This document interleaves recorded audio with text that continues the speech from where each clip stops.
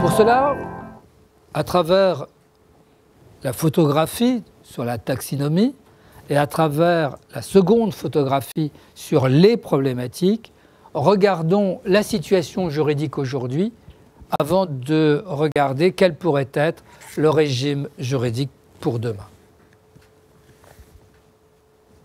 Alors la situation aujourd'hui, le droit des robots. D'abord, la démarche éthique. Faut-il ou non une démarche éthique, indépendamment de la démarche juridique? Quel est le régime juridique applicable aux robots qui existent? Un certain nombre de robots aujourd'hui sont utilisables. Où en est la jurisprudence? Et qu'est-ce qui se passe du cas particulier de la création assistée par robot? Tout d'abord, la démarche éthique. Faut-il penser le droit des robots avec une démarche éthique? La problématique, c'est ce qui existe dans les sciences du vivant. Lorsqu'on a voulu faire du droit médical ou lorsqu'on a voulu faire du droit de la biotechnologie, immédiatement s'est imposée l'idée qu'il fallait penser la science et le droit de cette science dans un cadre éthique. Il existe aujourd'hui un comité national dans ce domaine-là. Si on regarde à l'étranger, la Corée du Sud, qui est très en avance sur ce domaine-là, eh bien, la Corée du Sud a une charte éthique des robots. C'est-à-dire a défini une sorte de règle morale indépendamment des règles juridiques. Il existe un groupe de travail auprès du SGDN en France qui réfléchit sur le cadre juridique des robots et notamment si oui ou non il faudrait penser un cadre juridique en combinaison avec un cadre éthique. En fait, on voit bien, il y a l'automate, le robot à capteur sensoriel et le robot à réaction ou émotion.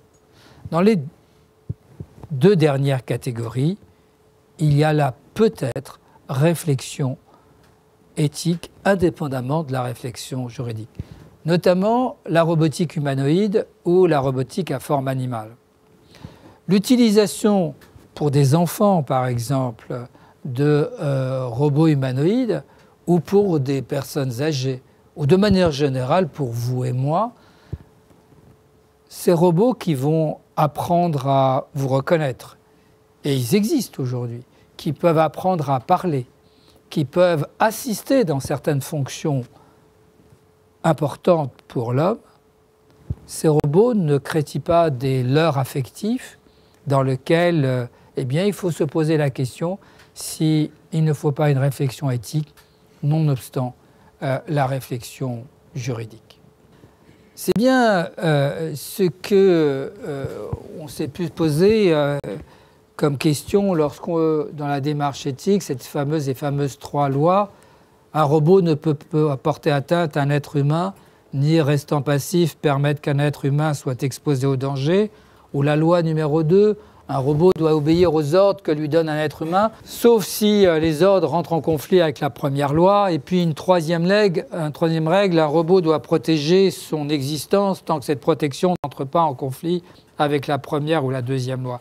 Ces 3 règles bien connues doivent être limitées à uniquement ces 3 principes ou porter d'autres valeurs pour la protection des hommes dans leur relation avec les robots. Aujourd'hui, la situation juridique, indépendamment de la réflexion sur l'éthique, fait qu'il n'y a pas de cadre particulier pour l'instant. On est en fonction d'un droit qui dépend des composants. C'est-à-dire sur un robot, on va s'intéresser à la partie automatisme et on parlera du droit des machines. Ou on va s'intéresser au logiciel et on parlera du droit des logiciels.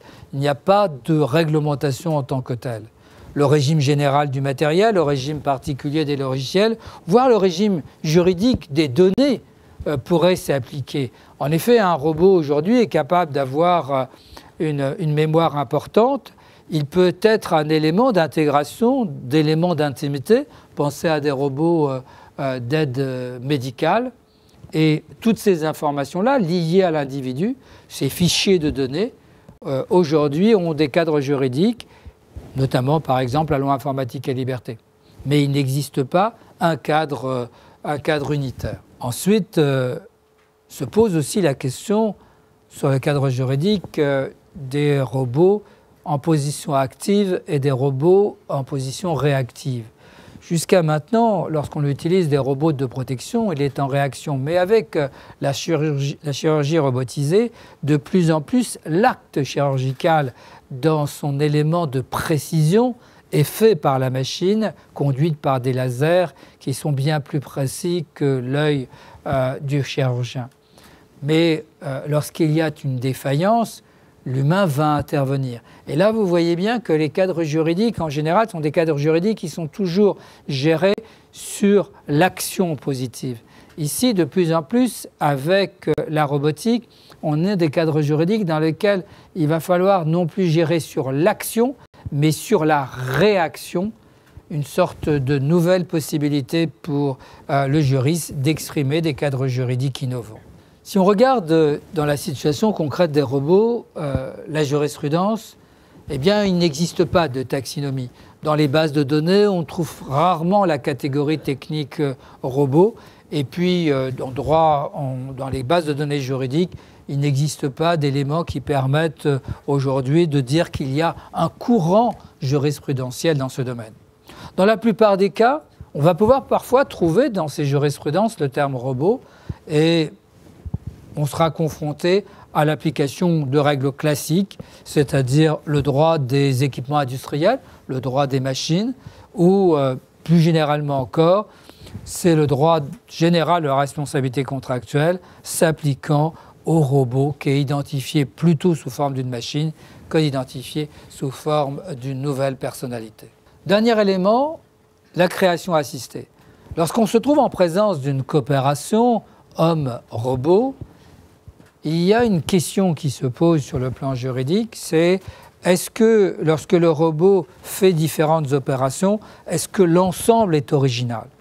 On a déjà eu quand même de l'intelligence artificielle ou de la création assistée par ordinateur.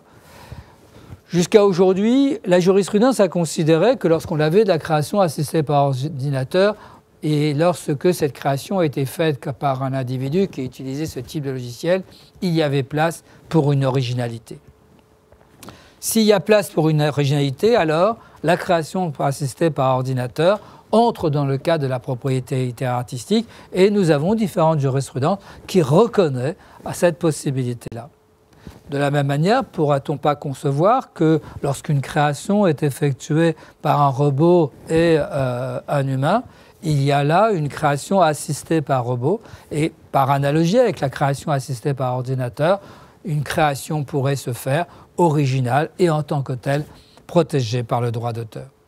Mais est-ce que le concepteur, notamment les informaticiens qui ont mis en place le système d'intelligence artificielle, est-ce qu'eux-mêmes ne pourraient pas venir demain revendiquer une propriété à travers la création effectuée par le robot, compte tenu de sa possibilité d'émettre des formulations ou des décisions en application des règles de degré de liberté? On peut supposer à un moment donné différents éléments de programmation qui ont permis de travailler sur le nombre d'or, sur la présentation, sur des couleurs pouvant être en relation avec les couleurs de Kandinsky ou un bleu de Klein. Et cette présentation tirait, entre guillemets, du cerveau du robot, tant de sa mémoire que de sa capacité à gérer des émotions.